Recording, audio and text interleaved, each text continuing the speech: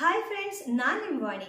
ಇವತ್ತು ನಾನು ಈ ವಿಡಿಯೋದಲ್ಲಿ ಎಗ್ಲೆಸ್ ಚಾಕ್ಲೇಟ್ ಕೇಕ್ನ ಯಾವ ರೀತಿ ಮಾಡೋದು ಅನ್ನೋದ್ರ ಬಗ್ಗೆ ಹೇಳ್ತಾ ಹೋಗ್ತೇನೆ. ಹಾಗೇನೆ ಈ ವಿಡಿಯೋನ ಕೊನೆವರೆಗೂ ನೋಡಿ, ಏಕೆಂದರೆ ಕೇಕ್ ಮಾಡುವಾಗ ಕೆಲವೊಂದು ಮಿಸ್ಟೇಕ್ನ ಮಾಡ್ತಾ ಹೋಗ್ತಿರ್ತೀವಿ. ಅದ ಯಾವ ರೀತಿ ಸರಿ ಮಾಡ್ಕೊಳ್ಳೋದು ಅನ್ನೋದ್ರ ಬಗ್ಗೆನೂ ಈ ವಿಡಿಯೋದಲ್ಲಿ ಹೇಳ್ತೇನೆ.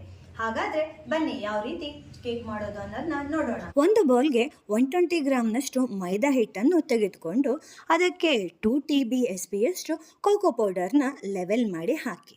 ನಂತರ 1 TSP ಬೇಕಿಂಗ್ ಪೌಡರ್ ಮತ್ತು 1/2 TSP ಬೇಕಿಂಗ್ ಸೋಡಾನ ಹಾಕಿ 2ರಿಂದ 3 ಸಾರಿ ಸಾಣಿಸ್ಕೊಳ್ಬೇಕು.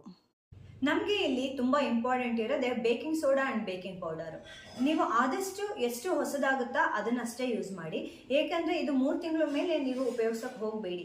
ಆಮೇಲೆ ಕೇಕ್ ಕೆಟ್ಟು ಹೋಗೋ ಸಾಧ್ಯತೆ ನಿಮಗೆ ಜಾಸ್ತಿ ಇರುತ್ತೆ. ಹಾಗಾಗಿ ಇನ್ನೊಂದು ಬೌಲ್ನಲ್ಲಿ 200 ml ಕಂಡೆನ್ಸ್ ಮಿಲ್ಕ್ನ, ಹಾಗೆಯೇ 3 TBSPಯಷ್ಟು ಅನ್ಸಾಲ್ಟೆಡ್ ಬಟರು, ಹಾಗೆ 1/2 TSPಯಷ್ಟು ವೆನಿಲಾ ಎಸೆನ್ಸ್ನ ಹಾಕಿ ಚೆನ್ನಾಗಿ ಮಿಕ್ಸ್ ಮಾಡ್ಕೊಳ್ಳಿ. ಇಲ್ಲಿ ಡ್ರೈ ಇಂಗ್ರೀಡಿಯೆಂಟ್ನ ವೆಟ್ ಇಂಗ್ರೀಡಿಯೆಂಟ್ಗೆ ಸ್ವಲ್ಪ ಹಾಕ್ತಾ ನೀರನ್ನು ಸೇರಿಸ್ತಾ ಮಿಕ್ಸ್ ಮಾಡಿ. ಇಲ್ಲಿ ನೀವು ಯಾವುದೇ ಕಾರಣಕ್ಕೂ ಒಂದೇ ಸಾರಿ ಡ್ರೈ ಇಂಗ್ರೀಡಿಯೆಂಟ್ನ ವೆಟ್ ಇಂಗ್ರೀಡಿಯೆಂಟ್ಗೆ ಹಾಕಿ ಮಿಕ್ಸ್ ಮಾಡಬಾರ್ದು. ನೀವೇನಾದರೂ ಹಾಗೆ ಮಾಡಿದರೆ ಇಲ್ಲಿ ಕೇಕ್ ಬ್ಯಾಟರು ಗಂಟು ಬೀಳೋಂಥ ಸಾಧ್ಯತೆ ಹೆಚ್ಚಾಗಿರುತ್ತೆ.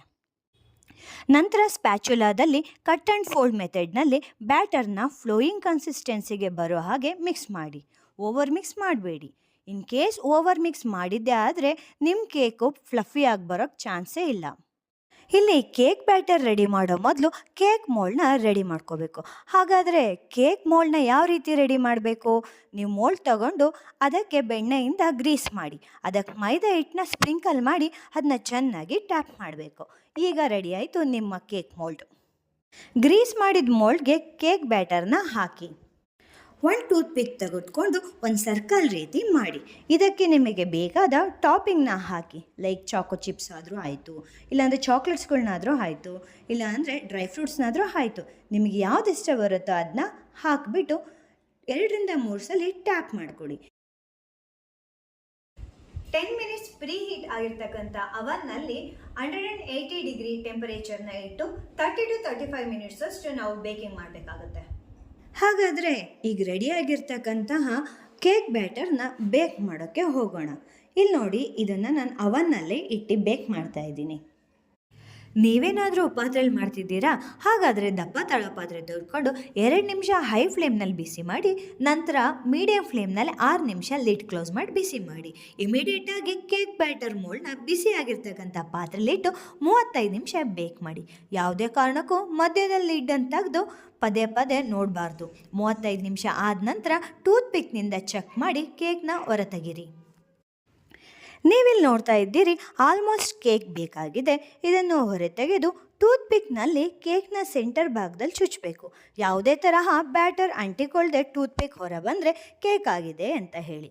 ಇನ್ ಕೇಸ್ ಟೂತ್ ಪಿಕ್ಗೆ ಕೇಕ್ ಬ್ಯಾಟರ್ ಅಂಟಿಕೊಂಡ್ರೆ ನೀವು ಇನ್ನೂ 5 ಮಿನಿಟ್ಸ್ ಬೇಕ್ ಮಾಡಬೇಕು ಅಂತ ಹೇಳಿಬಿಟ್ಟು. ಇಲ್ಲಿ ನಮ್ಮ ಕೇಕು ಪರ್ಫೆಕ್ಟಾಗಿ 35 ಮಿನಿಟ್ಸ್ಗೆ ರೆಡಿಯಾಗಿದೆ. ನೀವು ನೋಡ್ತಿದ್ದೀರಲ್ವಾ, ಇದು ಪರ್ಫೆಕ್ಟಾಗಿ 450 ಗ್ರಾಮ್ನಷ್ಟು ಬಂದಿದೆ ನನಗೆ. ಹಾಗಾದರೆ ಇದನ್ನ ಕಟ್ ಮಾಡಿ ನೋಡೋಣ. ನೀವೇ ನೋಡ್ತಿದ್ದೀರಾ ಎಷ್ಟು ಚೆನ್ನಾಗಿ ಸ್ಪಾಂಜ್ ಬಂದಿದೆ ಅಂತ ಅಂದ್ಬಿಟ್ಟು. ನೀವು ಕೂಡ ಈ ಕೇಕ್ ರೆಸಿಪಿನ ಟ್ರೈ ಮಾಡಿ ಕಮೆಂಟ್ಸ್ನಲ್ಲಿ ತಿಳಿಸಿ ನಿಮ್ಮ ಕೇಕ್ ಹೇಗಾಗಿದೆ ಅಂತ ಅಂದ್ಬಿಟ್ಟು. ಹಾಗಾದರೆ ಮುಂದಿನ ವಿಡಿಯೋದಲ್ಲಿ ಆರೆಂಜ್ ಬಟರ್ ಕೇಕ್ನ ಯಾವ ರೀತಿ ಮಾಡೋದು ಅನ್ನೋದನ್ನ ಸ್ಟೆಪ್ ಬೈ ಸ್ಟೆಪ್ ನಿಮಗೆ ತಿಳಿಸ್ತಾ ಹೋಗ್ತೀನಿ. ಹಾಗಾದರೆ ಮುಂದಿನ ವಿಡಿಯೋದಲ್ಲಿ ಸಿಗೋಣ. Thank you for watching.